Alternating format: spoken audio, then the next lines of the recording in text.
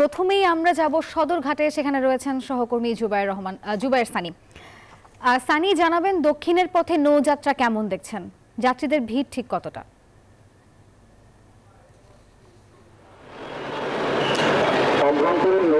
প্রচন্ড ভিড়। আজকে যেহেতু সরকারি ছুটির প্রথম দিন, দেখতে পাচ্ছেন যে লঞ্চগুলো দাঁড়িয়ে আছে প্রত্যেকটা লঞ্চেই কিন্তু বিপুল সংখ্যক যাত্রী এবং অনেকে ছাদে আহরণ করছেন।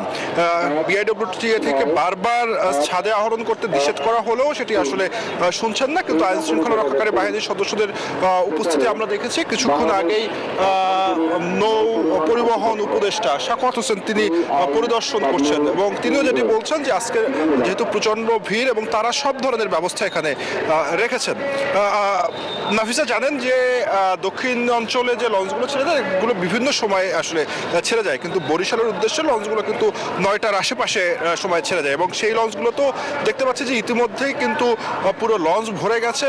যে ডেকগুলো রয়েছে সেখানে প্রচুর যাত্রী, কেবিনের সামনের ফাঁকা জায়গাগুলো রয়েছে সেখানেও যাত্রীতে পরিপূর্ণ এবং বলা যায় যে আজকে সবচেয়ে বেশি মানুষ ঢাকা ছাড়ছেন এবং যে কোনো ধরনের নাশকতা রোধে আইন শৃঙ্খলা বাহিনী প্রস্তুত রয়েছে, তারা ব্যবস্থা নিচ্ছে। আমরা সেনা সদস্যদের দেখেছি, পুলিশের সদস্যদের দেখেছি, নৌ পুলিশের সদস্যরা এখানে রয়েছে, র্যাবের সদস্যরা রয়েছে, কিন্তু বিএডব্লিউ থেকে বারবার যেটি বলা হচ্ছে যেহেতু এখন সময়টা ঝড় বৃষ্টির, সে কারণে কাউকে ছাদে আহরণ করতে কিন্তু বারবার নিষেধ করা হচ্ছে। তো এখন যদি বলা যায় যে আজকে কিন্তু সবচেয়ে বেশি যাত্রী লঞ্চে ঢাকা ছাড়ছেন এবং যে কোনো ধরনের অপ্রীতিকর ঘটনা এড়াতে যে বিআইডব্লিউটিএ এবং আইন শৃঙ্খলা বাহিনী পুরোপুরি প্রস্তুত আছে বলে আমাদেরকে জানানো হয়েছে। সহকর্মী নাজমুল রয়েছেন সাভার এলাকায়, তার কাছে জানতে চাবো যে নাজমুল, সড়ক পথের কি অবস্থা দেখছেন, যানজটের ভয়াবহতা রয়েছে কিনা জানাবেন।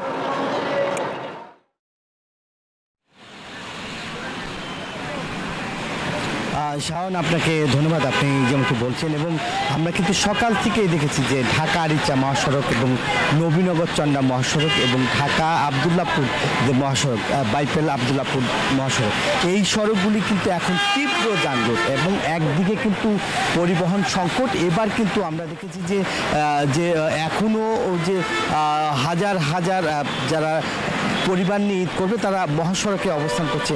এখন যেভাবে পাচ্ছে, অর্থাৎ ট্রাকে করে, পণ্যবাহী ট্রাকে করে তারা বাড়িতে যাচ্ছে এবং পরিবারের সাথে ঈদ করতে। যেহেতু দেখতেই পাচ্ছেন, আমরা যদি একটু আপনাদের দেখাই যে যতদূর চোখ যায় ততদূরই শুধু পরিবহন আর পরিবহন, তীব্র যানজট। এই যে যানজটের নাকাল হয়ে পড়েছে ঢাকা আরিচা মহাসড়ক এবং এই সড়কে এখন যদি আপনাদের একটু দেখাতে চাই যে সেই ঠিক বিকেল 4টের পর থেকেই কিন্তু যে এই সড়কে তীব্র যানজট এবং সড়কের দুই পাশেই কিন্তু আসলে যানজট শুরু হয়েছে এবং রাজধানীর প্রবেশমুখ, এছাড়াও আপনার ঢাকা আরিচা অর্থাৎ উত্তর এবং পশ্চিমবঙ্গ যারা যাতায়াত করবে, পরিবারের সাথে ঈদ করবে, তারা এইখানকে দেখছেন যে তারা ঘন্টার পর ঘন্টায় আসলে যানজটে আটকা পড়ে আছে এবং বিকল্প বান্ডেল থাকলে প্রতি সেনমানিতে টাকা বাঁচবে।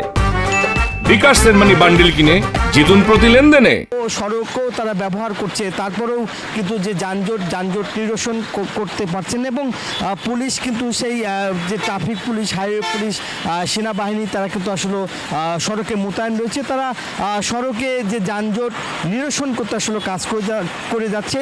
একই সঙ্গে পুলিশ কিন্তু যে এই সড়কে কোনো গাড়ি নষ্ট হয়ে গেলে সেখানেও কিন্তু তাদের যে একটি টিম রয়েছে, সেই টিম তারা সেখান থেকে গাড়িগুলি উদ্ধার করার জন্য যে কাজ সেটাও কিন্তু আসলে করবে এবং পুলিশের সড়ক ও জনপথ বিভাগের কর্মকর্তারাও কিন্তু রয়েছে এবং এই ছিল আমার কাছে ঢাকা আরিচা মহাসড়ক এবং নবীনগর আবদুল্লাপুর মহাসড়কের যানজট এবং ঘরে ফেরা মানুষের সর্বশেষ খবর।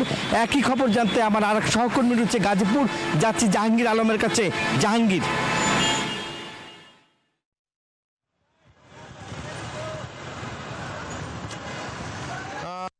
নজমুল আফজাল, আপনি যেমনটি বলছিলেন, আমি রয়েছি গাজীপুরের চান্দনা চৌরাস্তা, ঢাকা টাঙ্গাইল এবং ঢাকা ময়মনসিংহ মহাসড়কের চান্দনা চৌরাস্তা এলাকায়।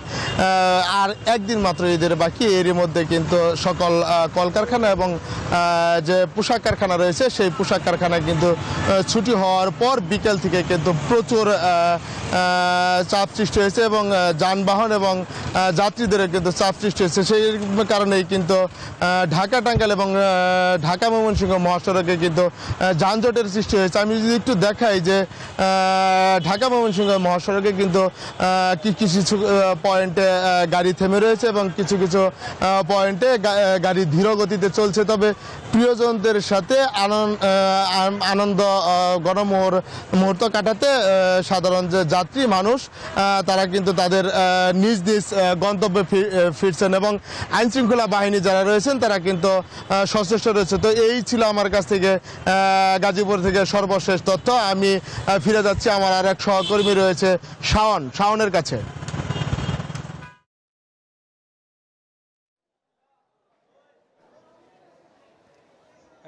কমলাপুর রেল স্টেশনে কিন্তু আজকে সারাদিনই যাত্রীদের উপচে পড়া ভিড় ছিল। এখনও এই কমলাপুর রেল স্টেশনে কিন্তু অসংখ্য যাত্রী রয়েছেন। আমার পেছনে যেই ট্রেনটি রয়েছে আপনি দেখছেন যে এই ট্রেনটি কিন্তু দিনাজপুরের পার্বতীপুরের উদ্দেশ্যে যাচ্ছে, অর্থাৎ এই ট্রেনটি যদি আপনি ভেতরে পুরোপুরি ভরে গেছে এবং উপরের দিকে দেখেন ট্রেনটির ছাদে, অর্থাৎ এই ছাদটিও কিন্তু ইতিমধ্যে ট্রেনটি পুরোপুরি ভরে গেছে, অর্থাৎ জীবনের ঝুঁকি নিয়ে কিন্তু অনেকেই এই ট্রেনে উঠে ঈদযাত্রার যে উদযাপন সেই স্বজনদের সাথে ঈদ উদযাপন করতে তারা এই ট্রেন যোগে যাওয়ার জন্য ট্রেনের ছাদে উঠে গেছেন। যদিও রেল কর্তৃপক্ষ অর্থাৎ কমলাপুর রেল স্টেশনের যে কর্তৃপক্ষ রয়েছে তারা বারবার বলছেন যাতে ট্রেনের ছাদে কেউ না ওঠেন, কিন্তু আসলে আমরা দেখছি যে আসলে অসংখ্য যাত্রী কিন্তু ইতিমধ্যে ট্রেনের ছাদে উঠে গেছেন। কমলাপুর রেল স্টেশন কর্তৃপক্ষ যেটি বলছেন যে এই ঈদযাত্রা উপলক্ষে প্রতিদিন তারা প্রায় 58টি ট্রেন অর্থাৎ কমলাপুর রেল স্টেশন ছেড়ে উত্তরবঙ্গ সহ চট্টগ্রামের বিভিন্ন অঞ্চলে কিন্তু ট্রেনগুলো ছেড়ে যায়। সেই ট্রেনগুলোর মধ্যে ইতিমধ্যে যদি আপনাকে জানিয়ে রাখি যে ইতিমধ্যে প্রায় 44টি ট্রেন কমলাপুর রেল স্টেশন ছেড়ে চলে গেছে। তারা যেটি বলছেন যে এই যে ঈদের আগের দিন পর্যন্ত 3 দিন কিন্তু এই যাত্রা চলবে। তো এখন পর্যন্ত এই ছিল আমার কাছে সর্বশেষ সংবাদ।